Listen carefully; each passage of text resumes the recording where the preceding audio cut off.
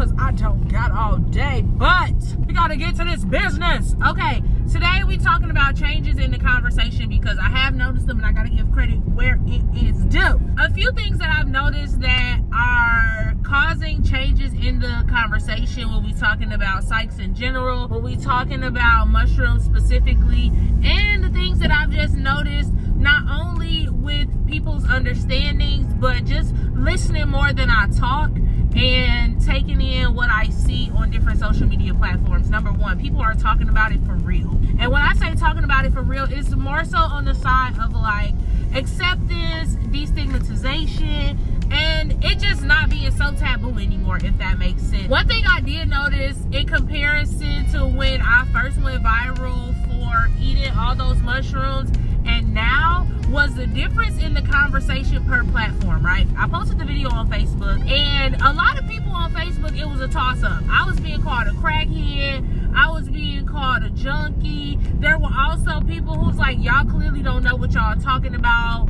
You know, a lot of people was like, oh my God, I'm so glad somebody finally said something. You know, what are you talking about? Please inform us. Oh my God, you have a YouTube channel. Let me go subscribe right now. And then when it was posted on Instagram, a lot of people was like, oh, did we just talking about shrooms? Okay, cool. Like, it's not that big a deal over there because you got people who literally do everything and like, it's just shrooms, bro. Like, it's not that big a deal. Like, y'all making it. She's not gonna die. That girl's perfectly fine. And then you also had people who didn't know what the hell they was talking about. Even the ignorance of like some celebrities was just like, oh my God, our youth are killing themselves right before our eyes. And it's like, you kill yourself every time you take a shot of that goddamn cognac. Like, shut up. Your liver is crying every weekend because you can't stay out the club sucking down hookah. Like, please, okay?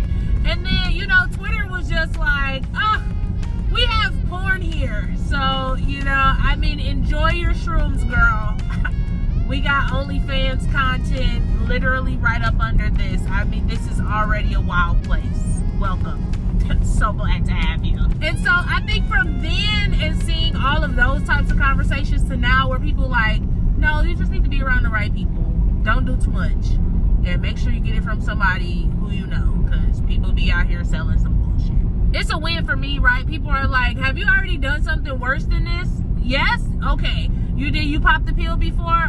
Okay, well, congratulations. If you want to try shrooms, you're not going to die. They're way safer than all that other stuff you've already done. And yeah, you're going to be all right. So, no worries. Just don't eat too much of it and slow down on the orange juice or lemonade or whatever type of citrus you finna be around. And don't be around no lames when you do it. Like, that's been the vibe that I've been getting. Those are the conversations I've overheard for myself. And as funny as it is, I'm just glad that that's the conversation. Number two, laws to incorporate and include it. I feel like that's something that is positive, number one, because all the stipulations on it legally just, they don't make sense. And I'm glad that people are reevaluating it.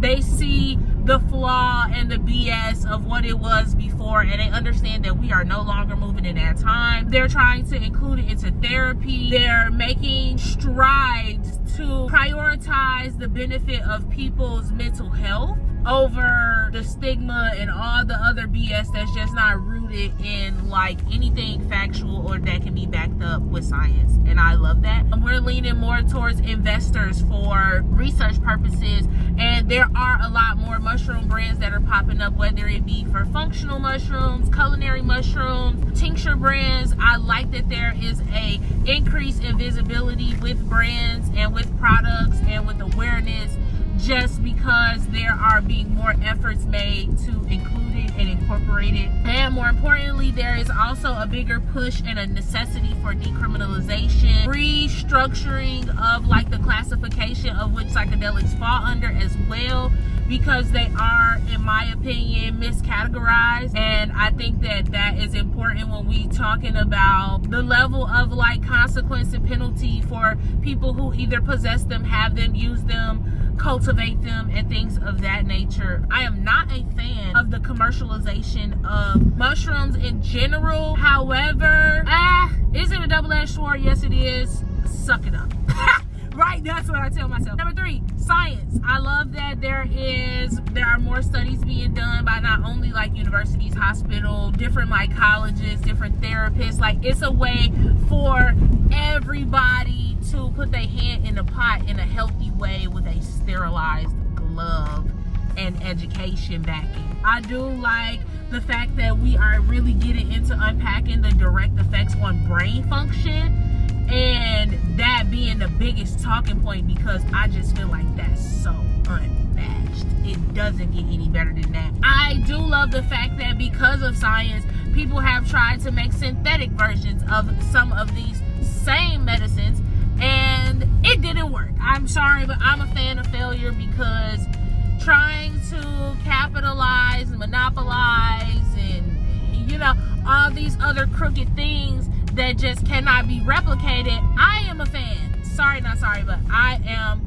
a fan, because when they did make a synthetic mushroom, they found that they could replicate the effects on the body, but they could not replicate the effects on the brain and on brain function, and so that deemed those synthetic mushrooms null and void. I absolutely love that, and I love that there was a documentary on it that I was able to watch to fully understand the process that went through. Absolutely loved it, and I think that just further pushed the need for there to be more research so that people could see the importance of research overall and stop interrupting the funding. Okay, moving on. Safety and harm reduction. I feel like a lot of people are leaning into that when conversations are being had. They lead with that. Just like I told you before, people are like, nah man, you've done worse stuff, you're gonna be all right.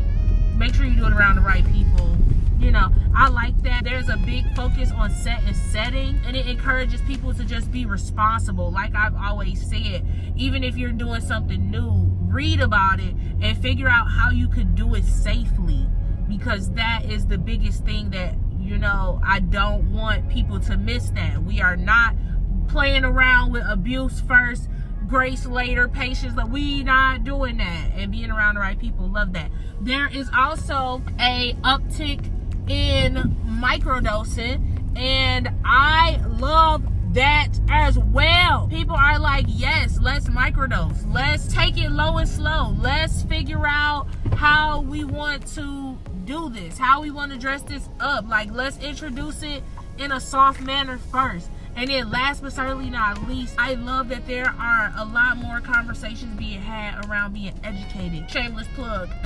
My YouTube channel is a resource, and although I don't get the number of views that I would like, I know that at some point in time that the views are gonna come. Like, all the conversations are being had across every platform, multiple platforms. No matter who you prefer as far as your delivery is concerned, there is someone out there that is talking about it, whether they're talking about the research, the usage, their own personal stories, their journeys. It's not so taboo anymore. There are more documentaries that are surfacing across a lot of different things. I've seen documentaries about foraging in different countries, people's personal journeys with like opiate addiction. I've seen people with cancer diagnoses telling their stories. I've seen a lot of like, hey, I went to a festival and I did this. Hey, this is where I messed up. This is what I should have did different. If I could do something different, this is what I would do. Like, the conversations are going in so many directions. The resources are becoming so much more plentiful. Even the libraries are tapping in on the conversations. They're like,